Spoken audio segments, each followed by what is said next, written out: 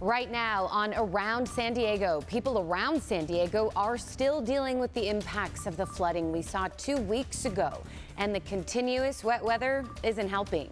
We'll have some of the latest as residents say the city is not doing enough. And 5 Marines have been confirmed dead after their helicopter went missing during a training exercise, what we know so far. Plus, how a state law on food donation is benefiting the San Diego Zoo. More details still ahead in our Earth 8 report.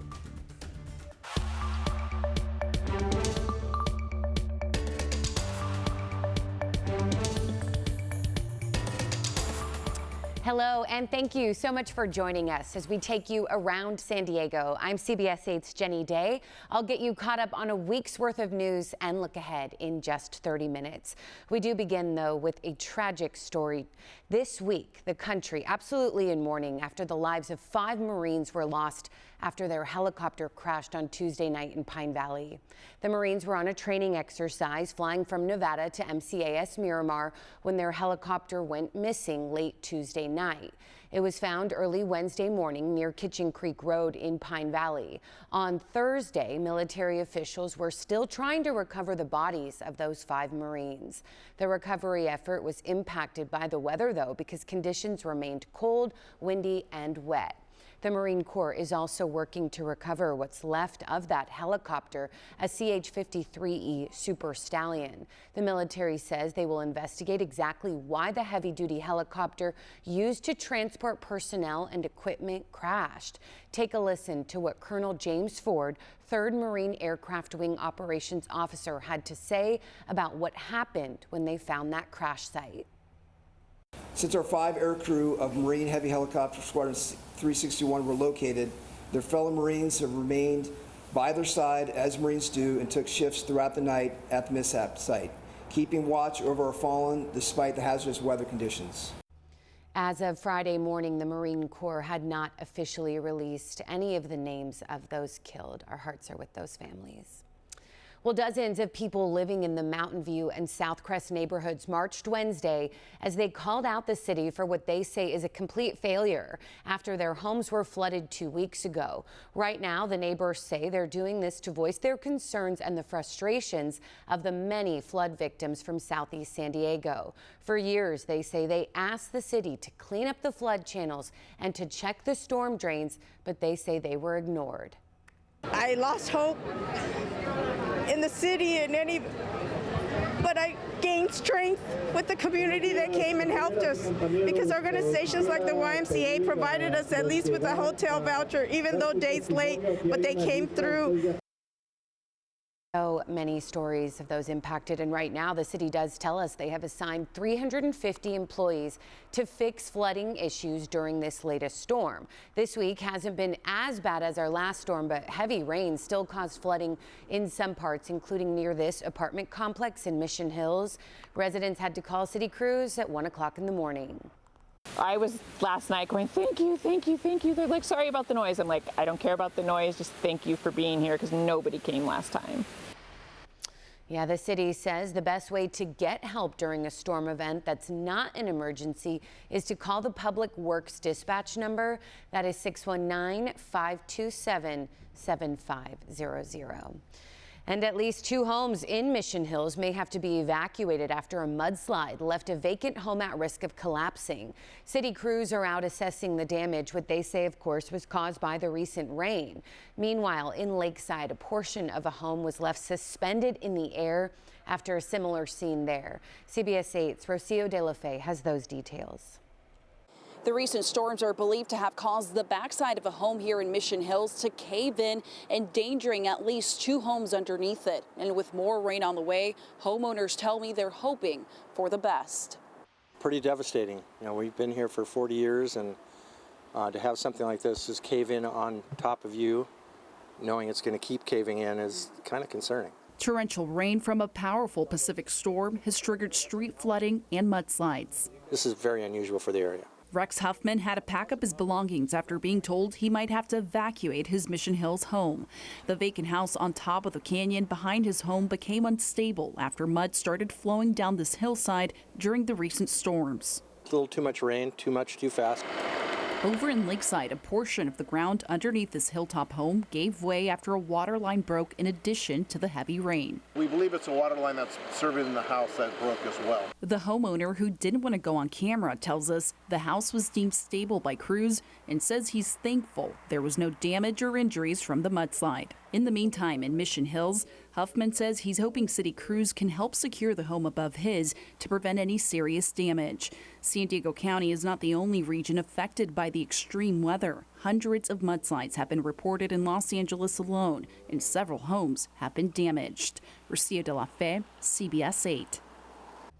Rocio, thanks. And meanwhile, CBS 8 spoke with a mother of 4 who's dealt with the flooding since January 22nd. A plumber told her the house will remain flooded until the rain is over. Meanwhile, she says the tear at Bradley Apartment Management Group has provided her with no help. I came home from grocery shopping, and as soon as I opened my door, I just seen the glistening on the floor and noticed that it was just all raining. I had went to the maintenance or the leasing office and told them, you know, our apartment is flooded. Oh, yeah, not what you want to come home to. We did reach out to that leasing office and management company, but have not yet heard back. And just a little north in Los Angeles, officials say crews have responded to nearly 400 mudslides, and falling trees have killed at least 9 people as powerful winds rip them from the ground. Crews have been rushing to save people from rising waters, including a man who needed to be airlifted from the LA River after reportedly jumping in to save his dog. Meanwhile, one man, PJ Bearfield, says he's lucky to be alive after a mudslide crashed through his home without warning. The debris knocked out the back wall of his house, destroying his bedroom while he slept. Literally, it just happened in 3 seconds. Rumbling, big bang, throwing debris and pieces of the ceiling off of my body. Right now, President Biden is pledging to approve federal aid to areas hit hardest by this storm. And a Southcrest family who lost everything in last month's flood has been reunited with family photos they never thought they'd see again. CBS 8's Shannon Handy shares really an emotional reunion. City crews found dozens of family photos amid mud and debris here at Southcrest Trails Park. At the time, no one knew who they belonged to or where they came from. That is, until the family in them saw their precious memories on the news. Oh my gosh, my babies. It's a reunion Alma Delapo didn't think she'd ever have, coming from a scenario she also never anticipated. It was horrible. Nobody expected it. Alma was working from her home on Birch Street in Southcrest on January 22nd when floodwaters rushed in. There was like a river on the side of my door, and I was like, oh my gosh. I had my phone, and we were just like walking out of there and trying to get out of go to the end of that street. And that was it. The next day, Alma returned to find everything she owned, including her car, had been destroyed. All of my computer stuff, everything, the bed, everything is gone. Or so she thought. A week later, city crews were clearing debris in the neighborhood when they came across dozens of family photos. They were discovered around the block from Alma's home. We did a story on the finding, which caught the attention of Alma's uncle, who called to tell her that her photos have been saved. Oh, they mean a lot. They're like my life. When I saw that someone had them, I'm like, wow, that, those good people that stopped working and just said, we got to give them back. That was nice. It's a miraculous discovery considering the photos got swept away and separated from the plastic containers they have been stored in. Alma says they represent more than 20 years worth of memories. Well, the one that's featured here the most is my second daughter. She's 24 now. But more than that, they offer a glimmer of hope during a time when she and her family need it most. My mind has been running the whole past few weeks. But when I saw the photos, I was at pause. And I was kind of like, wow, it's the only thing I have now, seriously. The mother of 3 who had been renting the home she lived in is now staying in a hotel in search of a permanent place to live. She's not sure where she'll end up, but says she looks forward to returning to a sense of normalcy and creating new memories wherever that is. Alma is among several people who lost everything during those floods. If you'd like to help, just log on to CBS8.com and click on this story. Reporting from Southcrest, I'm Shannon Handy for CBS 8. Thank you so much. Yeah, more good moments. These are the moments that a woman was reunited with her 3 small dogs after they spent 6 days at the San Diego Humane Society. Patricia's home was flooded as well on Monday, January 22nd, forcing her to evacuate. She and her dogs received help from the American Red Cross, but while they were staying at Balboa Park, Patricia faced a medical emergency that required her to be hospitalized. The San Diego Humane Society stepped in and placed her dogs, Annabelle, Sookie, and Brownie, into its safety foster net program, while Patricia focused on her recovery. They've been with me like longer than my kids. So to me, it's everything. Oh, yeah, Patricia has secured temporary housing for herself and those 3 pups. If you are able to help people impacted by the floods or volunteer at the San Diego Humane Society, just visit our website, cbs8.com, and click on the help button. Meantime, the Salvation Army and CBS 8 partnered last week to raise nearly $160,000 to help those impacted by the floods. CBS 8's Ariana Cohen stopped by the Salvation Army in Rolando, working for you, to see how the money is directly helping flood victims right now. CBS 8 partnered with the Salvation Army to help raise thousands of dollars. If you are a flood victim, we're working for you to explain how you can use this money to help you and your needs right now. Just 2 weeks ago, University Avenue in Rolando looked like this. Cars and trash submerged underwater, even leading to rescues. Today, it looks like this. You can tell this building was flooded. Last week, CBS 8 partnered with the Salvation Army to help flood victims, and you came through. Well, the money's been a game changer. Major Amy Reardon with the Salvation Army says they've already put $40,000 to good use. I mean, we needed that to be able to provide the things that we're providing. Like I said, to have underwear and socks right on hand. We're giving 2 pairs to each person who comes in.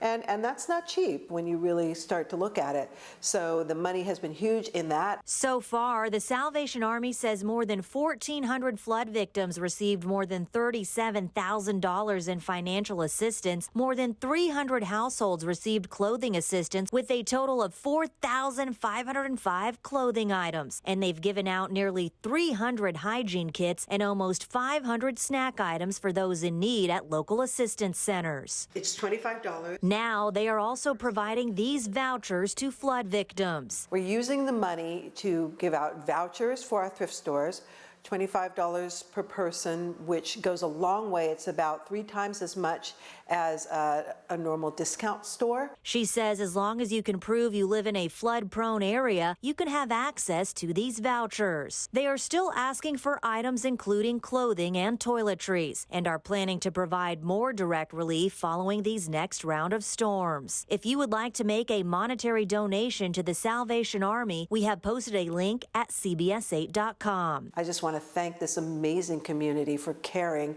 about each other. It is really a remarkable place to be. Thank you, San Diego. Working for you, Ariana Cohen, CBS 8. Yeah, our generous community. Ariana, thanks. Still ahead, some of our wildlife around San Diego need help adjusting to this rain. Our Abby Black explains how the San Diego Humane Society is doing just that.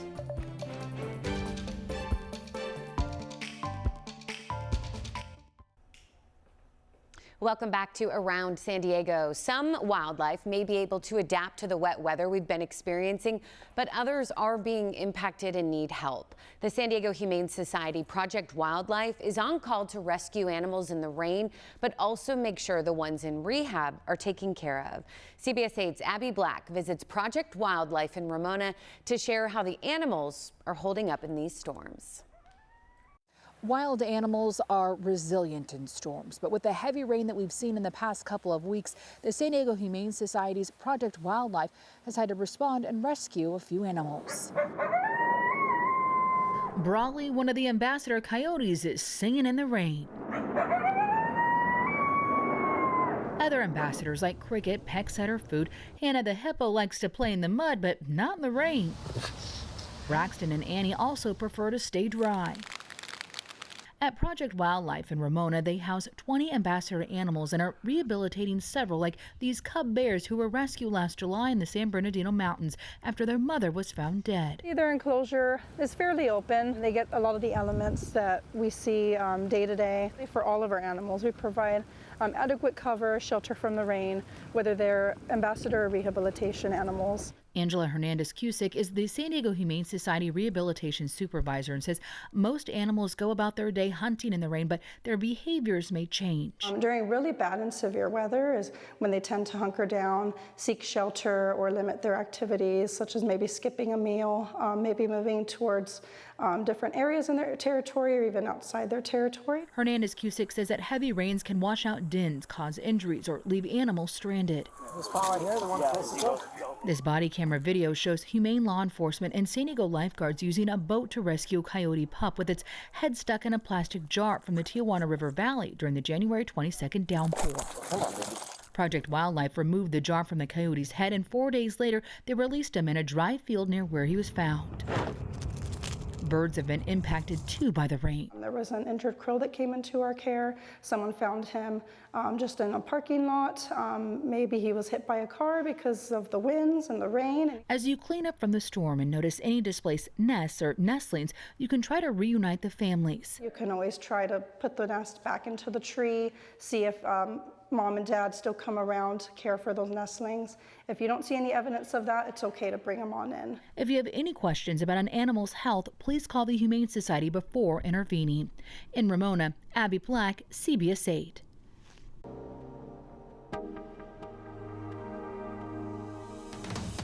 Well, now to a new twist on a law that requires supermarkets and grocery stores to donate unused but still edible food to local food organizations. Feeding San Diego is gearing up for Tier 2 of that same law to change how they rescue food. So in this Earth 8 report, CBS 8's Evan Narani breaks down the climate food fight. Local food rescue organizations like Feeding San Diego are penning new contracts with food donors as a new law requires more donations of uneaten food. You might remember 2 years ago when Tier 1 of the law required supermarkets across the state to participate. Tier 2 took effect at the start of the year, now requiring the same of hotels, cafeterias, restaurants, and large event venues. So at a supermarket, you're seeing a lot of prepackaged foods that you and I might buy at the grocery store. But with the Tier 2 businesses, we're actually seeing prepared food. So we're seeing pulled pork, grilled chicken, macaroni and cheese, things that might be in a tray that can actually be donated to an organization, a partner of ours, that can then repurpose that food and create meals. One of those donors, the Banquets and Events Department at the San Diego Zoo. A lot of times we have larger parties, anywhere from 100 up to 2,500. We can be over-prepped on food, and after an event is done, we take the food, our chef team takes it into the back. They properly store it, they chill it, they take the amount of pounds, the allergies, what kind of product it is, they will let me know. That's when I go into our Meal Connect. Feeding America developed the Meal Connect app for just that reason, an easy way for businesses with a surplus of food to connect with local organizations dedicated to feeding those in need. Think churches, shelters, schools that can all distribute that surplus food. We all work here because we want to take a part in conservation, and a lot of that is also eliminating waste. And when you become part of a banquets and catering department, there's a time where potentially we could have thrown it away, but it's also inspiring to know that we can take this food, put extra time into our day, and know that our food is going somewhere to a good place. If that food hadn't been donated, it would be left to rot in landfills, releasing methane gas. The EPA estimates more than half of all methane emissions, about 58%, come from food waste in landfills. That all contributes to a warming climate. I think the fortunate thing about this law is that it's getting the word out there, and more people are becoming aware of the fact that food in the landfill does harm the environment. And so in reality, this law is a humanitarian and an environmental support. State officials say the goal is a 75% reduction in organic disposal and at least a 20% increase in edible food recovery. I mean, what does it mean to know that the leftover food that you have is getting eaten rather than going into the trash? It's very rewarding to know that the hard work that we put into our delicious food is not only feeding the people that come to our events, but it's actually going to people that need it. More and more organizations are now partnering with Feeding San Diego and other food rescue organizations to meet those standards. At the San Diego Zoo, I'm Evan Nurani, CBS 8. And every dollar donated helps connect prepared meals with organizations that can get them to those in need. We put a link to Feeding San Diego on our website, cbs8.com. Still ahead, we're going back to Super Bowl 22, the first time a black quarterback played in the big game and won.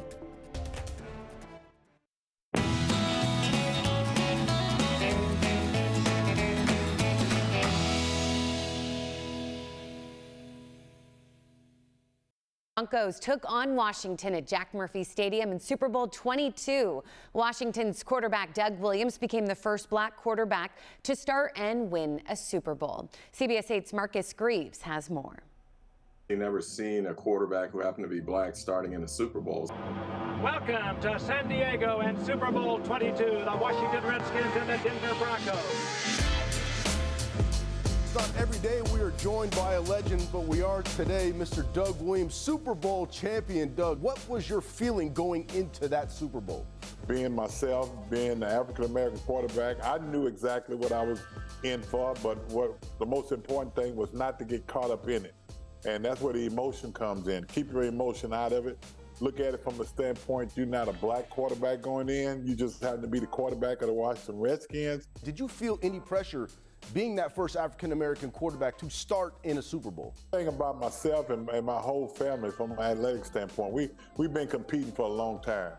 And you got to feel like, you know, whatever you do, don't act like you just got there. You act like you belong there. And that's how I had to keep it in that mode. The thing I remember from that game more than anything is that the moment he got hurt and it looked like he was going to have to leave the game, and, you know, you're sitting at home and you're like, damn, no, not Doug, not Doug. And then he comes back and it's like he's Superman.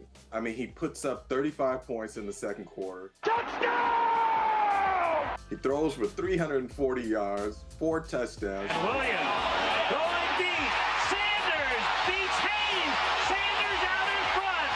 80 yards, touchdown. How did you just manage to have the performance that you did? When I went down with the knee, you know, I said to myself when the trainer came out, and if you look at that video, you'll see one thing. The trainer intended to put his hand on my knee, and I stopped him. And I stopped him because I told him this. I said, no, don't touch me. I said, because if the good Lord let me get up today, I'm going to finish this game. How about Doug Williams playing hurt? No matter what happened that day, I didn't worry about yesterday, and I wasn't going to worry about tomorrow. I was just going to rejoice in what had happened. And as Martin Luther King in his speech talking about the mountaintop, I felt like at that particular day I had reached the mountaintop and nothing else mattered. Just the fact that you were able to do it, you were able to pave the way for a lot of people, and especially seeing quarterbacks today. Just how cool was that for you? It's so cool. You know, the beginning of the 2023 season, you know, that was 14 starting black quarterbacks in the National Football League, which I thought was great. But last year's Super Bowl, when Jalen Hurts and Patrick Mahomes, I thought that in itself solidified everything. You know, it shouldn't be a question anymore about can a black man play that position and lead their team to victory. I think it's been proven time and time and again. And like this year's draft, we're going to have anywhere from 2 to 3 other young black quarterbacks coming in. But at the end of the day, I think going forward, you shouldn't question a man whether or not he's playing quarterback or whether or not he's a coach. As far as the color of the skin, it's about what he can do. Could he do the job? Doug Williams, Super Bowl champion. Doug, thank you so much, man. We really appreciate it. Thank you. Appreciate it. And enjoy the game on Sunday. Take good care.